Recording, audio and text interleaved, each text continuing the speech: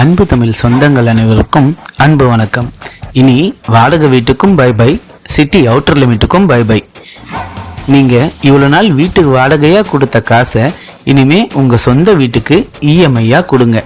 Trichy city லிமிட்குள்ள, அதுவும் KK நகர்ல easy accessible ஏரியால உங்களுக்காக பட்ஜெட் ஃப்ரெண்ட்லி பிளாட்டை அன்காம்ப்ரமைஸ்ட் வேர்ல்ட் கிளாஸ் ஃபெசிலிட்டிஸோட கொடுக்குறவங்க தான் நம்ம கௌதம் எஸ்டேட்.